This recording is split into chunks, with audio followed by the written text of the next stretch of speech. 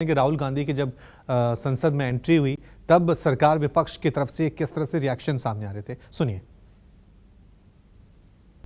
BJP के सांसद मनोज तिवारी मेरे साथ हैं। मनोज जी, राहुल गांधी की संसद में वापसी हो गई, भव्य स्वागत आज हुआ है संसद भवन में उनका कांग्रेस के नेताओं के द्वारा।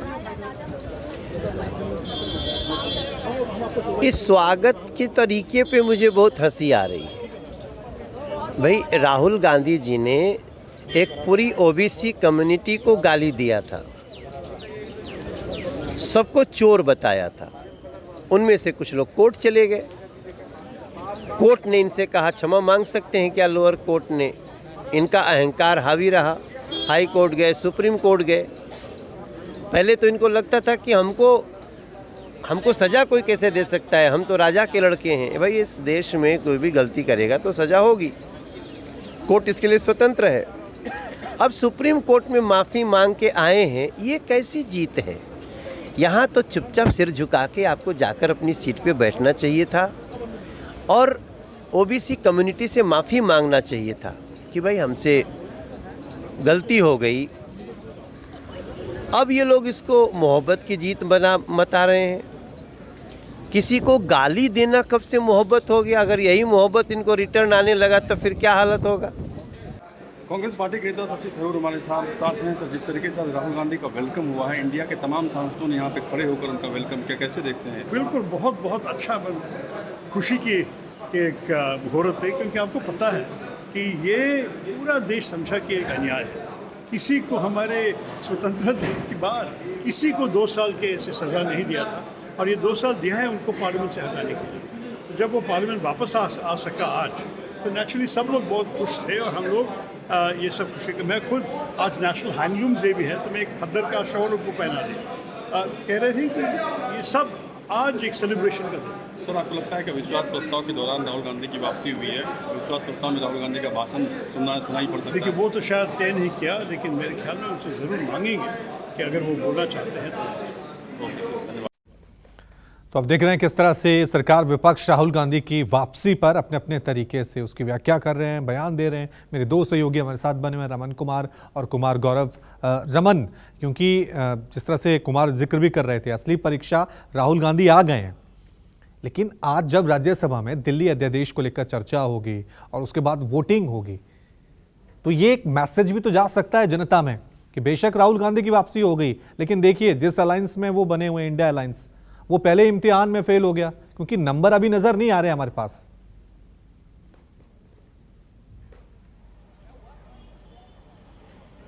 बिल्कुल, ये एक सच्चाई है कि नंबर इंडिया के साथ नहीं है। लोकसभा और राज्यसभा में जिस तरीके से राज्यसभा में जगनमोहन रेड्डी की पार्टी वाईएसआरसीपी ने और बीजू जनता दल ने सरकार के इस बिल का समर्थन करने का फैसला किया, उसी दिन ये तय हो गया था कि सरकार इस बिल को पास करा ली जाएगी। और इंडिया के सांसदों के पास नंबर नहीं है। हालांकि अरविंद केजरीवाल लगातार अपने गठबंधन के नेताओं के साथ बैठक कर रहे थे, उनसे मुलाकात कर रहे थे और उन्हें इस बिल के खिलाफ वोटिंग करने के लिए मना रहे थे और काफ़ी कामयाबी भी उन्हें हासिल हुई थी। लेकिन जगनमोहन रेड्डी की पार्टी को मनाने में कामयाबी हासिल नहीं हुई, अरविंद केजरीवाल को, बीजू जनता दल को मनाने में कामयाबी हासिल नहीं हुई। इसीलिए नंबर इंडिया के पास नहीं है और इस जीत के साथ यूपीए ये कह सकते हैं कि एनडीए एक संदेश देने की कोशिश जरूर कर सकता है कि अभी भी लोकसभा और राज्यसभा में सांसद हमारे साथ हैं और जनता भी हमारे साथ है। ठीक है, कुमार हमारे साथ बने हुए। कुमार, दिल्ली अध्यादेश को लेकर तो आज चर्चा होनी है, आज सब कुछ तस्वीर साफ हो जाएगी, लेकिन कल अविश्वास प्रस्ताव पे चर्चा होनी है। ये पूरा सेशन जो है विपक्ष ने इसलिए नहीं चलने दिया कि मणिपुर पे वो प्रधानमंत्री मोदी का बयान चाहते थे, मणिपुर पे वो चर्चा चाहते थे। अब कल क्योंकि इस पे चर्चा होगी, क्या प्रधानमंत्री मोदी का बयान इस पे आएगा, कब आएगा, बीजेपी की रणनीति क्या हो सकती है?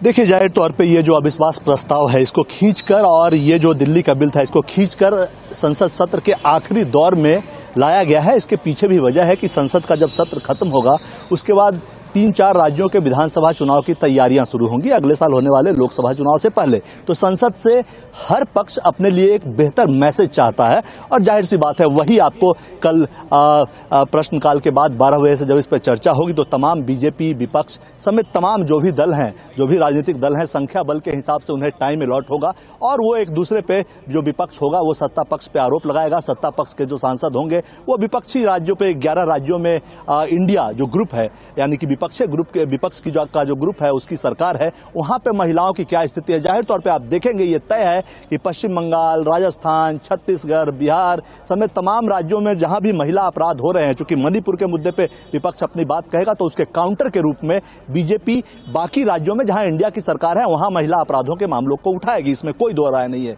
उसके बाद गृह मंत्री भी इस पूरे मामले में जब उनकी बारी आएगी तो आप मानकर चलिए कि सत्ता पक्ष जो भी सवाल मणिपुर पे उठाएगा गृह मंत्री अपने जवाब में वो तमाम सवालों का जवाब दे देंगे। प्रधानमंत्री के लिए मणिपुर पर बोलने के लिए बहुत कुछ नहीं बचेगा, चूंकि ये अविश्वास प्रस्ताव ओवरऑल सब तमाम मुद्दों पे चर्चा होगी, इसलिए विपक्ष के पास भी स्वतंत्रता है कि वो पिछले 4-5 साल के कामकाज को पूरी तरह से लेकर सरकार को धोए, सरकार पे सवाल उठाए। प्रधानमंत्री के पास भी ये ऑप्शन है कि वो अपने सरकार के 5 साल 4.5 साल जो अभी वक्त हुए हैं उसके कार्यकाल को उठाकर पूरी तरह से विपक्ष को जवाब दे और जनता को एक मैसेज दे। तो दोनों तरफ से पिच तैयार है और बेहतर बल्लेबाजों को उतारा जाएगा, इसमें कोई दो राय नहीं है कौन किसको बीट करता है। चूंकि देखिए संख्या बल पे जाएंगे तो एनडीए जाहिर तौर पे इंडिया जो ग्रुप है उसको बीट करेगा, क्योंकि भारी संख्या है, लगभग 360-65 के आसपास सरकार के साथ हैं सांसद, 331 तो एनडीए के ही हैं, बाकी दूसरे दलों का भी समर्थन है। तो जो बयानबाजी होगी, जो भाषण होगा, उस मुद्दे से उससे जो नैरेटिव सेट करने का प्रयास होगा विपक्ष की तरफ से, वही उसके लिए राजनीतिक लाभ है। और एक बात जरूर है कि इस पूरे सेशन में एक चीज कम से कम जो देखने वाली बात है और विपक्ष के लिए संतोष की बात है, उसके लिए खुशी की बात है कि एनडीए किसी भी मुद्दे पे टूटा नहीं है। वरना अमूमन ये होता था कि विपक्षी ग्रुप किसी एक मुद्दे पे जब भिड़ते थे, सरकार के सामने आते थे तो कोई ना कोई एक दल उस पर खिसक जाता था, अलग हो जाता था कि नहीं इस पे प्रधानमंत्री के बयान की जरूरत नहीं है, गृह मंत्री के बयान से भी चलेगा। तो ये तमाम चीजें होती थी, ये संतोष की बात है। वहीं राज्यसभा में नंबर्स बिल्कुल क्लियर हैं, 136 के आसपास की लड़ाई से सरकार के पास है। अब ये नैरेटिव की लड़ाई है। सरकार विपक्ष दोनों को साबित करना है कि कौन सही है कौन गलत है। दूसरी तरफ राहुल गांधी लोकसभा में एंटर कर चुके हैं, किस तरह के रिएक्शन सामने आ रहे हैं सरकार और विपक्षी नेताओं की तरफ से, सुनिए। मरिकम टाइगर हमारे साथ है। सर, जिस तरीके से लोकसभा सचिवालय ने राहुल गांधी की सदस्यता बहाल कर दी है, अब आपको लगता है कि राहुल गांधी संसद में आने के बाद अपनी बात भी रखेंगे? राहुल गांधी जी कभी भी सच्चाई बोलते हैं और उनका सच्चाई का वजह से लोगों ने साजिश करके उनका पार्लियामेंट से बाहर करवाया और अभी जीत हुआ है। सुप्रीम कोर्ट का द्वारा हमारे लिए ऑर्डर मिला है, उसको ऑनरेबल स्पीकर ने इम्प्लीमेंट किया है, इसलिए राहुल जी आज वापस आएंगे पार्लियामेंट में। ये बहुत इंपॉर्टेंट और इतिहास वाली दिन है आज हमारे लिए, कांग्रेस लोकसभा एमपी के लिए। और राहुल गांधी जी आज वापस आएंगे, आने के बाद पार्टी डिसाइड करेगी क्या करना। दुख है आपको इस बात का कि जिस तत्परता के साथ उनकी सदस्यता छीनी गई थी, उस तत्परता के साथ उनकी सदस्यता बहाल नहीं की गई, देरी की गई थोड़ी सी। वो फ्राइडे कितना जल्दी से 24 घंटे का अंदर मैजिस्ट्रेट का कोर्ट का ऑर्डर का यूज़ करके डिस्क्वालीफाई राहुल गांधी जी का 3 दिन लगाया राहुल गांधी जी का दोबारा रीइंस्टेट करने में सुप्रीम कोर्ट ऑर्डर का। बट हम लोग इसका ऊपर एक साजिश देखते हैं, सरकार इसका पीछे साजिश करती है। बट अभी ऑनरेबल स्पीकर ने सही निर्णय लिया है, उस साजिश का हार हुआ है और ऑनरेबल स्पीकर का निर्णय का स्वागत करते हैं। केंद्रीय मंत्री एसपी सिंह बघेल मेरे साथ हैं। सर, राहुल गांधी की सांसदी वापस मिल गई है, क्या कहेंगे? देश के कानून से ना कोई ऊपर है ना कोई नीचे है। माननीय सर्वोच्च न्यायालय ने हाई कोर्ट गुजरात के निर्णय पर स्टे दिया है। उस निर्णय की अध्ययन स्पीकर साहब ने किया, उसके आधार पर उनकी सदस्यता बहाल की गई है। कांग्रेस पार्टी ये आशंका जता रही थी कि देरी कर सकते हैं आप लोग, लेकिन बड़ी तेजी में काम किए हैं। आपने ये भी देखा होगा कि शनिवार इतवार इस दौरान पड़ा है, सेक्रेटरीट बंद होती है। अब अविश्वास प्रस्ताव जो विपक्ष की तरफ से दिया गया है उस पर राहुल गांधी बोलेंगे और कांग्रेस पार्टी कह रही है कि शेर फिर से गरजेगा। ये शब्द सबकी पर्सनैलिटी पर सूट नहीं करते हैं, शेर शब्द बोलेंगे लेकिन ये कांग्रेस पार्टी को तय करना है, उनको संख्या बल पर आवंटित समय में वो उनके स्पीकर कौन होंगे। न्याय हुआ आपको लगता है? हमारी अदालतें अपने आप में स्वतंत्र एवं निष्पक्ष है, वो जो निर्णय लेते हैं सबको मान्य होता है। शुक्रिया।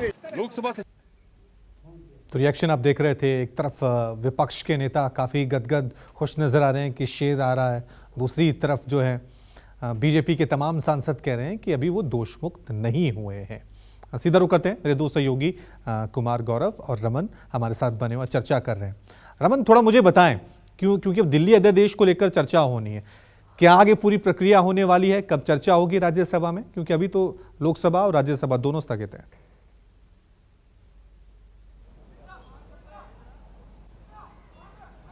देखिए, राज्यसभा में आज ही चर्चा शुरू होनी थी और आज शुरू होने के साथ ही गृहमंत्री को इसका जवाब भी देना था और इसकी वोटिंग भी होनी थी, लेकिन अभी तक जो है हंगामे के चलते ये चर्चा शुरू नहीं हो पा रही। जब तक सदन ऑर्डर में नहीं रहेगा तब तक चर्चा संभव नहीं है शुरू कराना, ऐसी सरकार की दलील है। लोकसभा में चूंकि विपक्ष के नेता भी तैयार थे चर्चा करने के लिए, इंडिया के जो सांसद हंगामा कर रहे थे मणिपुर के मुद्दे पर, वो दिल्ली ऑर्डिनेंस के मुद्दे पर चर्चा करने के लिए तैयार थे और इसी को देखते हुए अमित शाह ने कमेंट भी किया था कि बाकी 9 बिल पर आप हंगामा करते रहे और एक बिल पर जब आपको लगा कि हमारा गठबंधन टूट जाएगा तब आप चर्चा करने के लिए तैयार हुए हैं। इसीलिए राज्यसभा में विपक्ष की अलग रणनीति है, विपक्ष वहाँ पर हंगामा लगातार कर रहा है और विपक्ष चर्चा शुरू होने से पहले ये इंश्योर करना चाहता है कि सरकार को आसानी से इस बिल को पास नहीं करने दिया जाए।